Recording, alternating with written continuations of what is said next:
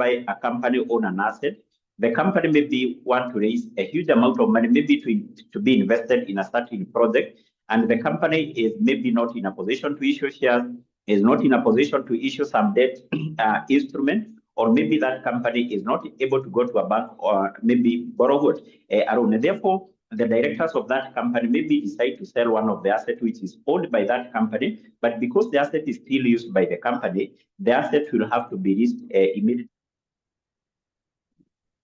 Yes, so I want us we continue with the topic of public financial statements. Specifically today, I want us to look on an illustration, and I want us to start with this question for August of 2023. Hopefully you have the question with you, August of 2023, and that is question number 5. That is the question number 5. That is what I want us to start with, August of 2023, and that should be question number 5. Should be question number 5. Yes, I hope you are there. So if you have the question with you, please confirm. Please confirm. If you have the question with you, please confirm. Okay. So what are we told in this question here? So we are told the foreign trial balance related to be delimited as at 31st of December 2022. So we are given property at costs, and we are told included within that property is a building whose cost is 400,000. We have the plant at cost, motor vehicle at cost, office equipment at cost. We have accumulated depreciation for building, plant, motor vehicle, office equipment. Then we have inventory on 1st January 2022, purchases at cost, distribution cost, administrative expenses, revenue, trade receivables and trade payables, bank balance, deferred tax, current tax, and the bank interest.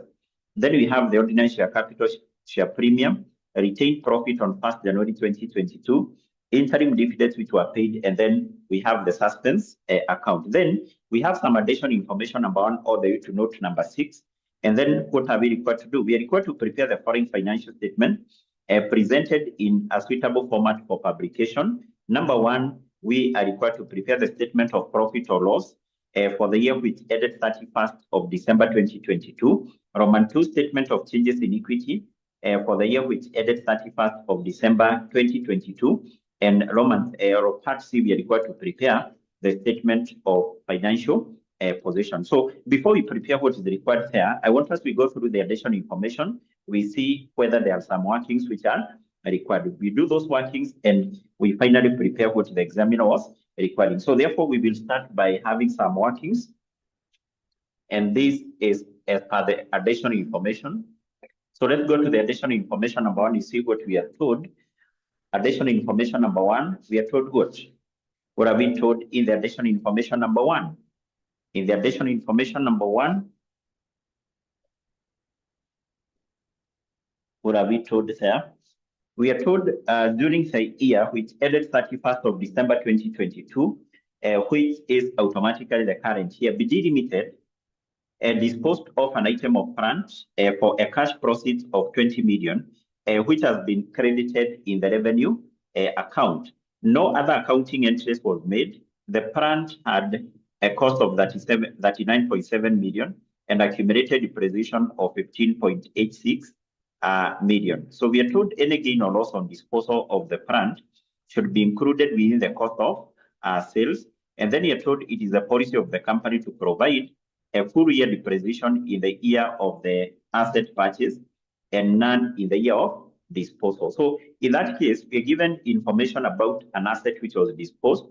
And there are two, I think, two adjustments we are going to make in relation to that, because we are told that this item of plant was sold for 20 million. Now, this 20 million, we are told, is included within the revenue. So it is obvious that once the company sells an asset, the amount received from the sale of asset, this should not be treated as part of the revenue, should not be treated as part of what? Of the sales. And therefore, this amount of 20 million, which was received from the disposal of the plant, 20 million, this one will be deducted from the revenue. This one will be deducted from the company's what? revenue, because we are told this 20 million was included within the revenue. It was credited in the revenue account. It's also important for you to note, if you go to the requirement, to the trial balance, it is important for you to note that trial balance which you're given, if you check on the figures up there, you'll be able to see that those figures are in thousands of shillings. So therefore, for us to be consistent, we must work with all our figures in thousands of shillings. In any of the figure we have from the additional information, we must omit the last 3 zeros. We must omit the last 3 zeros. Yes, we must omit the last 3 zeros, the last 3 zeros. Yes, I'm trying to make some changes on my camera here. I don't think it is that clear, but it should be now. It should be now. It should be clear now. Should be clear. Should be clear. Yes, it should be clear. Should be clear. Okay. So therefore, what you have said is that this particular amount, we will deduct it from the revenue. Number 2, anytime the company sells an asset, disposes an asset, you must compute whether the asset was, you must determine whether the asset was sold at a gain or at a loss. And actually, we do that by preparing an account which is called the disposal account. So therefore, what we need to do is basically to prepare the disposal account, and we determine whether this asset was disposed at a gain or at a loss. Although in this case, let's not use the disposal account. Let's not use this account. Let's just compute this directly. To compute the gain, or basically the loss on disposal of an asset, we take the sales proceeds. The sales proceeds, our asset was sold at how much? And then we deduct the net book value, which is the same with the carrying amount. We know that the net book value of an asset, this one is equal to the cost minus the accumulated depreciation. So if you get, after taking this minus this, if you get a positive figure is a gain, but if you get a negative figure here, if you get a negative figure is what? Is a loss. So therefore, let's compute this. We will take the sales proceeds, and basically the sales proceeds is this particular amount at which our asset was sold at, 20 million. And then to that, we proceed and we less the net book value. So the net book value, we are saying, is the cost minus accumulated depreciation. If you check on the information we have in paragraph, in note number 1, sentence 2, we are told no accounting entries was made. The plant had a cost. We are given the cost. I want us to compute this one. We take the cost, which is 39,700,000. That was the cost, and accumulated depreciation of 15,860,000. So this now will give us the net book value. So therefore, we take 20,000 minus this net book value. So how much would be our net book value here?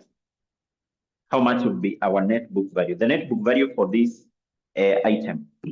So that would be 39,700 minus 15,860. So what are you getting? I'm getting a figure of 23,840. Is that what you're getting? Lucia, Helen, is that what you're getting? Hassan, Virginia, Raphael, is that what you're getting? Yes. So it basically means that this particular asset here was sold then at a loss, because if we take this minus this, we will get negative what? We'll get negative 3840, which basically is a loss on disposal. So being a loss on disposal, this one will be included within the cost of sales. Within the cost of sales, it will be added to the cost of sales. It will be added to the cost of sales. So I think those is what is required. One, we have said this amount of 20 million, which was included within the sale. We will less that from the sales. Also, in this case, we have computed the loss on disposal, which you have said will be added to the cost of sales. So let's move to note number 2. And you're told the depreciation on property, plant, and equipment is to be provided and allocated as follows. So we are given the 4 assets: buildings, plant, motor vehicle, office equipment. We are given the rate for computing the depreciation, the basis of computing the depreciation, and how that depreciation will be classified. So let's compute those particular depreciations for the current year. That should be our working number 2. depreciation. So we start by computing the depreciation on buildings. Depreciation on buildings. In this case, we are told this will be 2.5%. Using which method? Using the straight line. So you have to recall, under the straight line method, we compute the depreciation based on cost. Under the reducing balance method, we compute depreciation based on the net book value. So therefore, for building, we will take 2.5% of the cost. What is the cost of the buildings? The cost of the buildings, this one you should get it in the trial balance. The first item within the trial balance, we have property, and property we know comprises of land and building. This is something I said in our previous class. Property comprises of land and building. So in this case, we are told the cost of buildings is 400 million. It automatically means that because the total cost of the property is 600 million, the cost of land is 200 million. But in our case, we're interested with this. We're interested with the cost of the building. So the cost of the building, in this case, is 400,000. Remember, we are working with all our figures in thousands of shillings. In any figure, we are omitting the last three zeros. So let's get 2.5% of that. 2.5% of this will give us what? 2.5% of this. What are you getting? What are you getting here? Are you getting 10,000? Yes, 10,000. That is the figure I'm getting from Helen. That is the figure I'm getting from Lucia. Okay.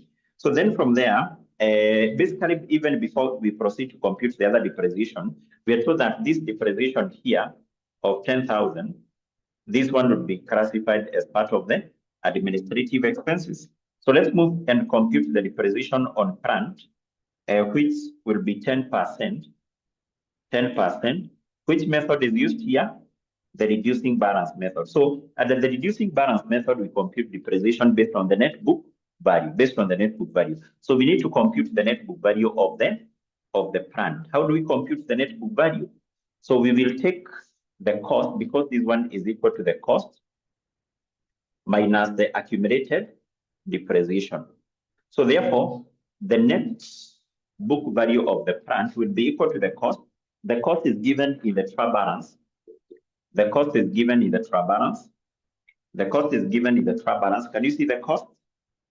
The cost is the second item within the trial balance, which is 280,000 minus the accumulated depreciation, which is down there. The accumulated depreciation, who can be able to see the accumulated depreciation on plant? It is 111, 111, 160. 111, 160. 111, 160. 111, 160. 111, 160. So this will give us what? 280,000 minus 111, 160. And what are you getting here?